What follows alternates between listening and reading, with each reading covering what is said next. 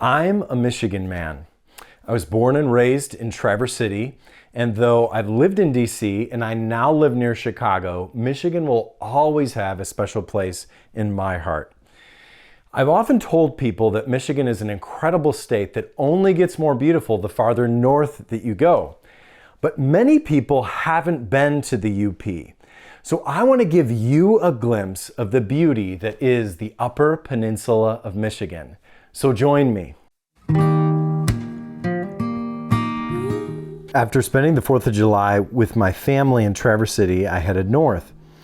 The drive was interesting. I passed a tree covered in discarded shoes and a roadside business selling giant concrete animals you can put in your yard.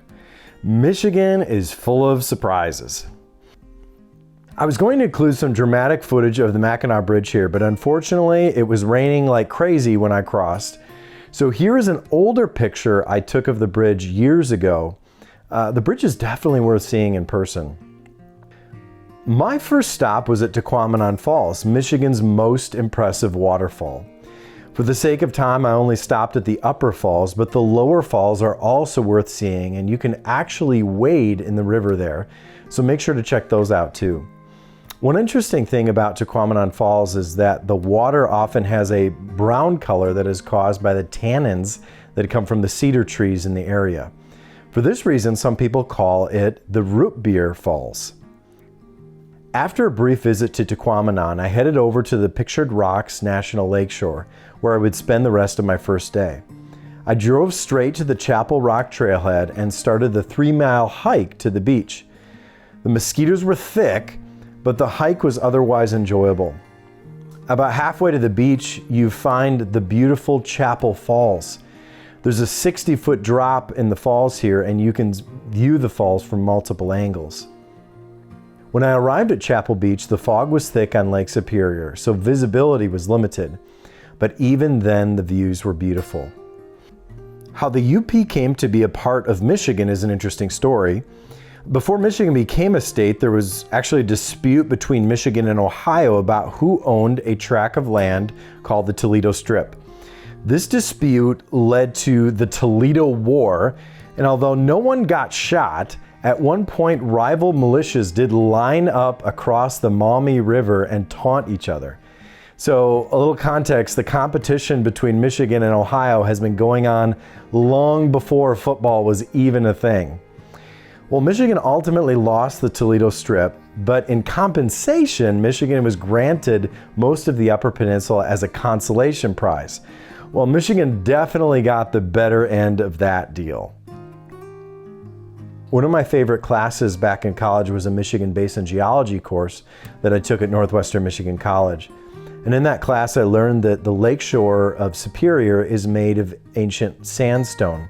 Sandstone is softer than other rocks, and so things are always changing. Several collapses have actually occurred at the lakeshore, and some have even been captured on video. One of the most unique features about Chapel Rock is that there's a large white pine tree on top that has roots that extend back to the mainland. The tree is about 250 years old, and there used to be a rock bridge that supported the root structure. But back in the 1940s, this stone bridge collapsed. But the tree has adapted, strengthened its roots, and draws most of its nutrition from the mainland to this day. If you want to visit Pictured Rocks, you may want to consider going on a boat tour or a kayak tour. On less cloudy days, you can see the beautiful geological features from the water. There are also arches and small caves that you can kayak into. It really is a fun thing to do. Before leaving Pictured Rocks, I stopped by the Miners Castle Overlook.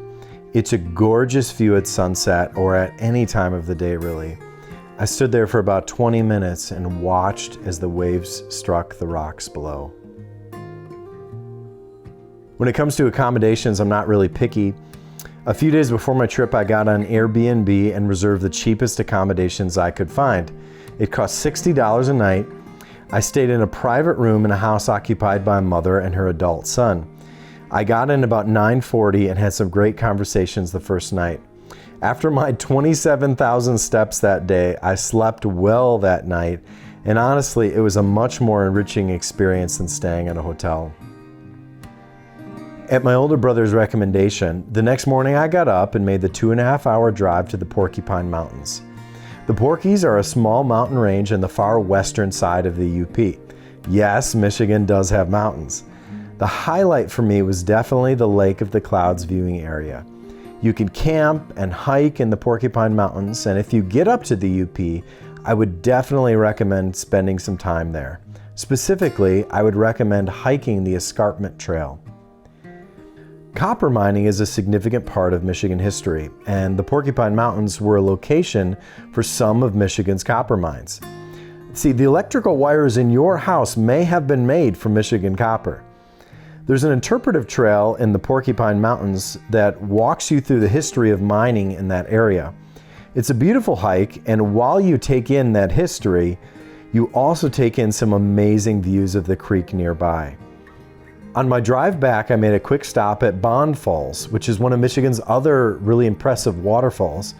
The view is great and the hike is refreshingly short. The main viewing area of Bond Falls is also very accessible to those who have mobility concerns. And there are hiking trails on both sides of the falls for those who want to explore further. On my second day, I spent a lot of time on the road, but I made it back to the Pictured Rocks area just in time to see two waterfalls I had missed the day before. Wagner Falls is a really short hike, and Minor Falls is only about a half mile from the parking area. Both are really worth the walk. As I was driving back to my Airbnb, I saw the sun setting over Lake Superior, and I just had to pull over and take in the view. While I didn't see the northern lights while I was there, they are often visible on the north shore of Lake Superior. I've only seen them once back in Traverse City where I grew up. And when I got back to my place that night, I heard a pack of coyotes crying in the distance. When I got up the next morning, I spent some time talking with one of my hosts. He gave me a tour of his greenhouse, showed me the canoe he was building by hand, and gave me a couple of cookies for the road. I just had one more place to visit before leaving the UP. Kitchidakippy is the largest freshwater spring in Michigan, and it is located in the central part of the UP. It is a really popular tourist destination. I got there about noon, and I had to wait an hour to get on the raft that takes you over the spring. The water is clear, cold, it's about 45 degrees year-round, and trout swim in its waters. The big spring produces about 10,000 gallons of water per minute, and it rarely freezes over in the winter. The green color you see in the water below comes from the minerals that are found in the aquifer that the spring arises from.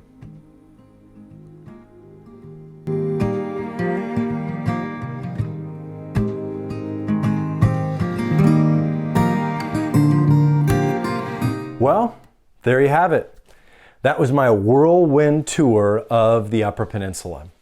And I hope that this video inspires you to visit the UP and enjoy firsthand the beautiful state that is Michigan. I'll see you there.